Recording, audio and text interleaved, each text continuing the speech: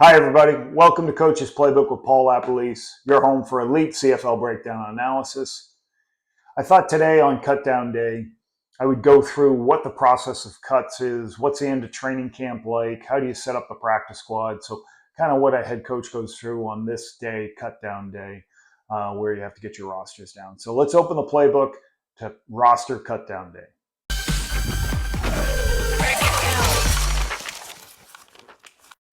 First of all, please subscribe to the channel, and then on the notifications page, turn on getting notifications when we're putting up new coaches playbooks. So I'm trying to put out one or two of these each week. I'm trying to give you the inside information that happens in football, because I know a lot of people like to hear that stuff. I'm watching a lot of the film anyways, so I'll try to mix in film analysis as well as just general information. So please let us know what you like in the comments and what you want to see. Cut down day today. All right, what happens last night? So you're going to have the players are told, hey, listen, great job yesterday. Stay by your rooms. Stick around. Keep your phones on because we're going to be in touch with you. The players have an understanding. There's 85 plus non-counters, 85 people in training camp. That number is going to drop dramatically after this day. So they have that understanding, and a lot of them professionals have been gone through cuts before. The question is always posed is how much is the roster set? Like last night's preseason games, what happens? Can you earn your job there? I would say this, in my experience, 75% of the roster is set up or even know who you're cutting yesterday, 75%. But you might have, okay, we have a veteran defensive back and we have a young defensive back. What are we going to do? Who's going to win the battle out of those two? You're going to try to figure out some of the bottom parts of the roster with those last preseason games. Here's an example. 2019, I'm the offense coordinator, Winnipeg. We have two receivers, and you're going to know the names. And we're trying to figure out who's going to start. We know both players are going to be in the building in some way, shape, or form, but who's going to start for us? One was Lucky Whitehead. The other one was Rasheed Bailey. So Bailey, a little bit more physical, better blocker, really good receiver also. Lucky Whitehead, a little bit more returner type, very good speed. Well, Whitehead in his preseason game, second game, we're in Saskatchewan. He catches a 6-yard choice route and he runs it for a 60-yard touch. He turns 6 yards into a 60-yard touchdown using his speed, running by people. So what does he do? He basically earned that starting job.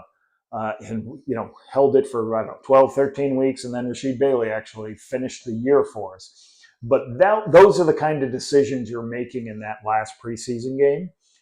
And again, for the players to have this understanding, I think some players, when they say, I'm going to be a great player when the lights come on, you're never, ever going to make a team if you just think that's how it's going to happen.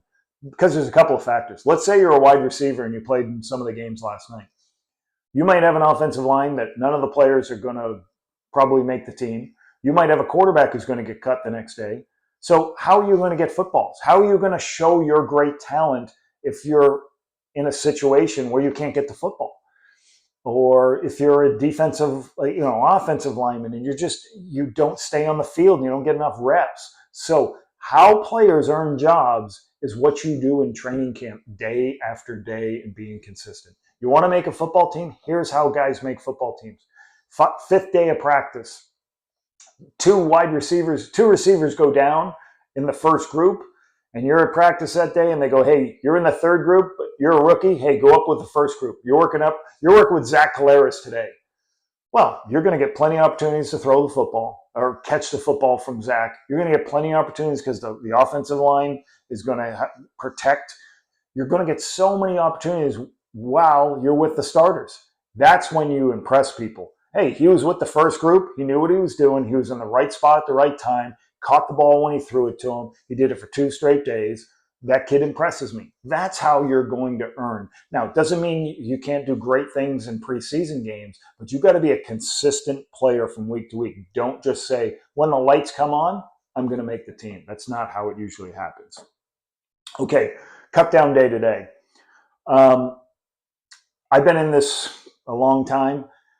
What I always think about is treating the players as respectfully as I can through this process. Now, we all know it's a change business as players, coaches, everything. You don't get in this business if you're uncomfortable with change, but that doesn't mean you can't treat the players as respectful as possible. My first time in pro football, the year 2000, I'm coaching the Toronto Argonauts. Cut down day came, my first professional situation, and I didn't like it. I didn't like how they went about it. The general manager, he put 15 kids in a room, and they all sat on a chair in a room waiting for him to cut the entire team. And you could have staggered it. You could have kept them in their rooms. I just, that's not the best thing. You don't want the kid to have to sit there for an hour knowing or questioning what he did right, wrong, indifferent. So that left a bad taste in my mouth. So I always want to make sure that we treated the players with respect when we go through that. When I was head coach in Winnipeg, I spoke to every player. I did the cuts. I just feel it's important a head coach to have a conversation. I want to tell them, hey, this is what I liked about you. This is what you got to work on. Hey, listen, if I can help you in any way, let me know. And just talk to them about their dream and keep pushing them in wherever they want to go in their life. So I always tried to do, like when I was here in Ottawa, I think Marcel Desjardins did the cuts, but I still asked it, all right, let me talk to the players after you go to Marcel. I wanted to just say goodbye, talk to them, tell them I can help them any way, I will. And then here's a little thing, but I think it goes into treating the players with respect. My second year here in Ottawa, Sean Burke and I did the cuts, but I wanted to make sure I was in the dormitory with the players.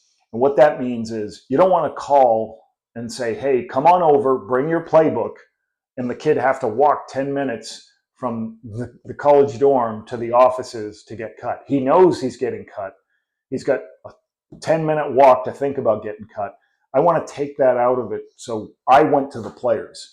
So Sean and I would have sat downstairs in a meeting room we kind of created in the dorm rooms. And, so the kid had a 4-minute walk to think about that. He knows what's happening, but I don't want him to dwell on it. And that goes back to my first time, being in pro football watching. I didn't like guys sitting around it forever. People ask, is it a hard day for you? It's hard, but it's not as hard as you think when you're in a change business. You're going to cut players throughout the course of times. I just kind of like talking to the players and saying, very thankful for the relationship we had. And if I can help you in any way, I will. You'll see a lot of these players on other teams. So I just kind of enjoy the thanking them and telling them, hey, keep fighting. Go as long as you can to chase your dream while you can. Now, there's a process that goes into this that I don't think you just don't cut a bunch of guys. So you have to go through and set your practice squad. So here's what you have to have an understanding of. So you have to go through and segment who you talk to. You have to have a pecking order who you're talking to. Now, a lot of players, you're cutting and they're not coming back. You've already booked their flight. So when they come down into the room and you say, thank them, here's your flight, here's your information. You're leaving 2 hours from now. There you go. And you just try to get them out of the building, get them home so they can continue to do what they need to do.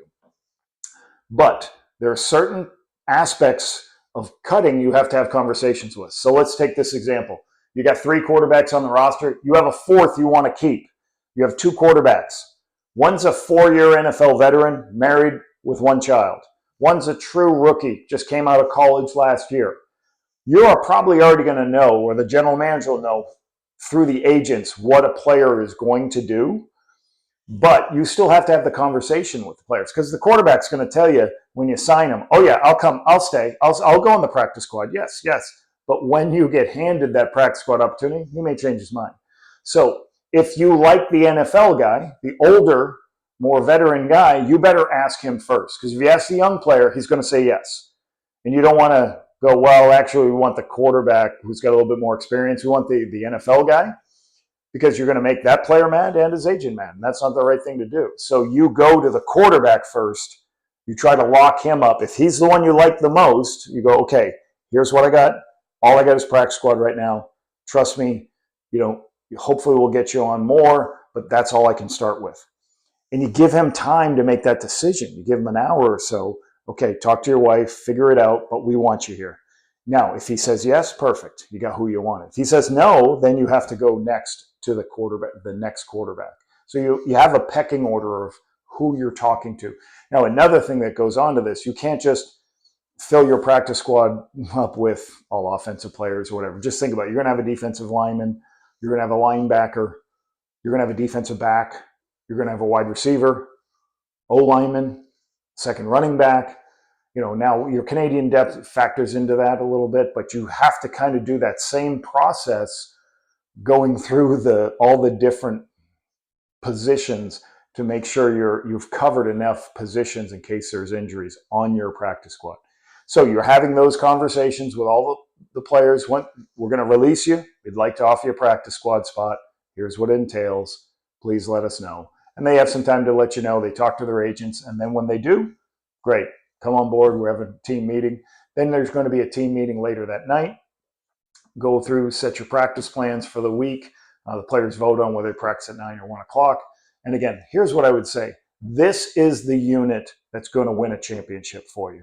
Everyone talks about, the NFL cuts are coming, new groups are coming in. That unit that's there, when the roster's set today, that's the crew that's going to take you to the promised land. So I'm, looking forward to seeing how that plays out today, if there's any interesting cuts. And then just really looking forward to football season starting this week.